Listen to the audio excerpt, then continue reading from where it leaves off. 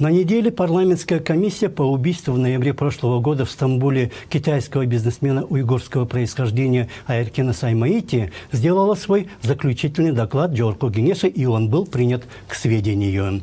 Главной задачей комиссии было выявить, имели ли некоторые кыргызские депутаты отношение к деятельности Саймаити, который занимался отмыванием преступных денег, поступавших к нему от предпринимателей из разных сфер, в том числе и из-за рубежа. Главным образом из Узбекистана. Попутно в ходе работы комиссии возник вопрос заказного характера расследования журналиста Азаттыка, которого теперь подозревают, что он получил 50 из 100 тысяч обещанных долларов от Саймаити за обнародование некоторых документов, подлинность которых с самого начала вызывала сомнения.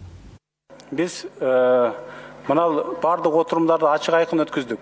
Интернет арқылы прямой трансляция жасап атық.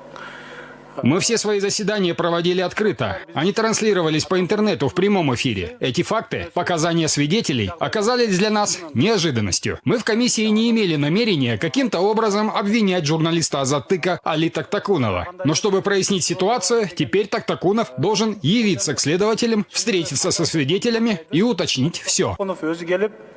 Тергөө органдарына келип, ошол көйлөрмен беттешип, такташыш керек. Саймаити отмывал преступную наличность, которую ему привозили из-за границы, в том числе и от продажи контрабандных товаров, проходивших через государственную границу Кыргызстана. Все это надо расследовать. Это непростая задача. Документы, которые Саймаити предоставил Азаттыку, оказались как нельзя кстати. Но почему надо верить бумагам, которые вам дает человек с сомнительной репутацией, а тем более всему, что он говорит? К тому же, вполне возможно, что к изначальным намерениям Саймаити была добавлена дополнительная политическая повестка. Другой вопрос – продался журналист или не продался.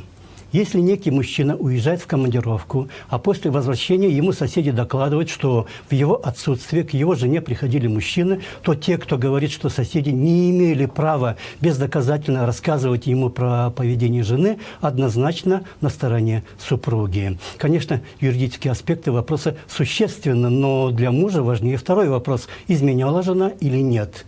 Для нас тоже очень важны проблемы таможни, контрабанды или тайны следствия, но гораздо больше нас волнует проблема, продался журналист или нет.